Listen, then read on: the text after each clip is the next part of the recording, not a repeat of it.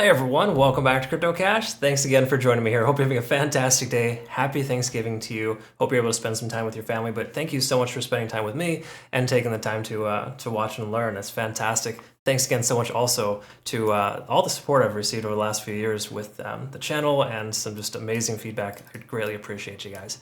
And gals, thank you very much, so much for that.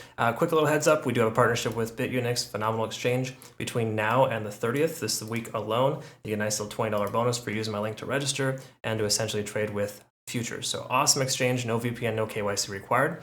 Let's talk a little bit about the backend data here too, because when we jump into the charts, it's quite interesting because a lot of charts are kind of like wiped out where they don't have tons of liquidation data, but this coin has a lot. So we're going to talk about that and kind of see what's going on. Because when we looked at this yesterday, oh, this is fascinating. We actually had a lot less liquidation levels on the long side, and it was mostly all shorts that had just got wiped out. Now we're starting to see a lot more longs here, right there at about the $6 mark, trying to take some longs to the upside, probably because we have this ascending type of pattern, and it's a positive contributing situation here overall. So we're going to look for some invalidation and some validation. We can see all the liquidity here, of course, at about 640 has been wiped out completely. So again, to all those high leverage folks out there, my goodness, what are you doing? Calm down on the leverage. It's crazy. There shouldn't be this much concentration of leverage at this one level. It means people are using way too much leverage at too high of a price point. This is more realistic here. You should have a leverage level at about $7 at the very least if you're using somewhere in the range of 10, 20, maybe 5x leverage. These folks right here got wiped out because they're using way too high leverage, okay? So please don't be a statistic here. It's not ideal, not appropriate, especially when a coin runs like this. And don't, for heaven forbid, don't just short because the price is overextended. That's not a reason to trade, okay? Once more, we did identify some previous levels just to clarify. 625 could be the new support. That's a previous one-day candlestick close. We have another candlestick closure at about 670. So the price could literally run in this range here for a little while, okay? It may even just blast straight through. Let's find out if there's anything here kind of telling us that the price is going to continue to run.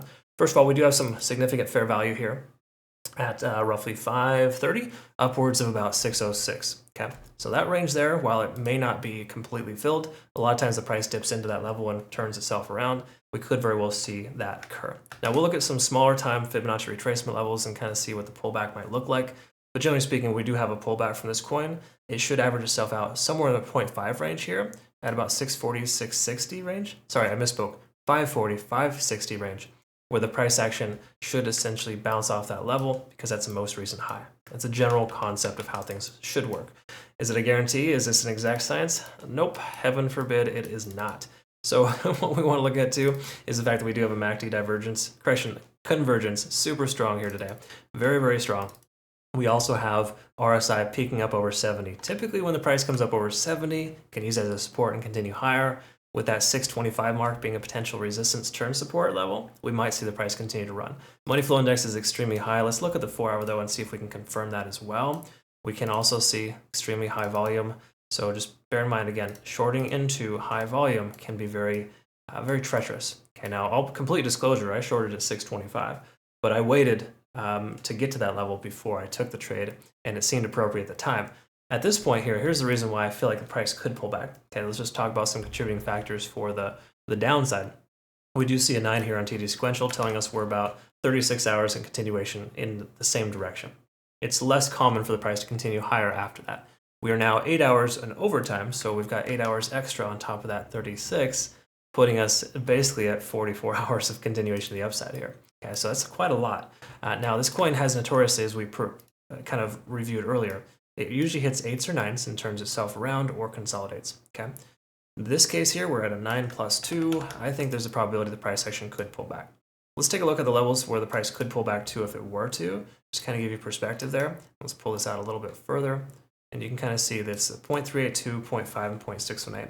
Really, really common retracement areas. Okay. So in truth, the price may not pull back that far, but I think 580 would make the most sense. Potentially 560, and then again 542.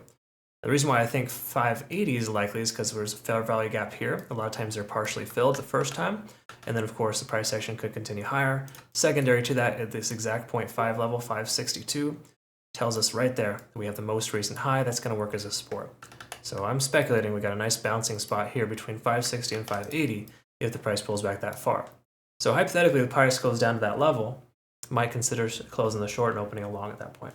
Again, I may not recommend considering a short to that level. It's not a guarantee, but based on everything I've looked at here so far, it does make more sense for the price to pull back. Once more, though, stranger things can happen once once it hits a certain threshold. So if we close today above 625, I may consider closing our short just to be on the safe side. Okay. Again, it's not a problem to close positions in a slight loss or even a larger loss. You can circumvent a lot of a lot of pain and hardship by doing so. So again, as you continue to trade, you'll start learning that closing a losing trade is actually a very smart thing to do sometimes. I'm not saying we're there yet, but generally speaking, it's gravitating towards that. So we do take a look here, of course, at just say, let's go ahead and look at a couple of things on the hourly. So first of all, Ichimoku Cloud, all green lights here to leave your long position open, but we're getting really close to wanting to close it, okay? So that basically tells us we're starting to lose that momentum and the price action could pull back. Keep in mind, the cloud is working itself out over here to the $6 range. So in truth, the price pulls back. We may not see aggressive pullback. Might just kind of hang out and consolidate in this area here again. My speculation is the price is going to be range bound between $6 and $6.70 for a little while. Just depends on where it goes from here. But if we take a look at TD sequential on the hourly, we hit a 9 here. We hit an extra 9 candles after that. So we went, again, 2 full days of continuation. Well, almost 2 full days, basically a day and a half. And then, of course, we see this continuation upwards here. But keep in mind, too, we got this ascending channel here. A lot of times they break to the upside. So there is that as well. So once more, there are some really, really good factors in both directions that you kind of got to think about. In truth, when we have positive contributing factors in both directions, I prefer to just kind of wait on the sidelines here. Honestly, at this point, if the price doesn't pull back today and we don't see a correction, then I'm going to probably consider closing our position at 625. Because again, we do have a short there as well. But once more, still early here at this point to kind of note, but the volume is telling us a lot here that it wants to stick around.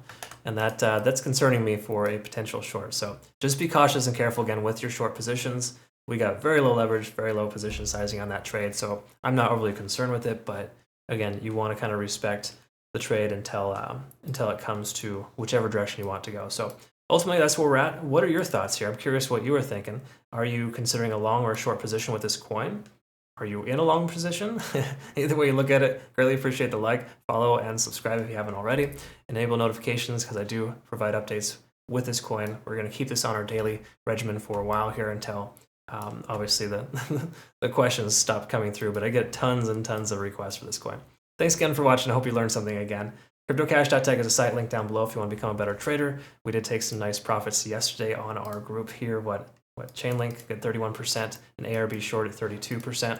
And our Premium Plus group is killing it here. Take a look at yesterday. Some nice Ethereum scalps, Solana scalps, Litecoin XRP.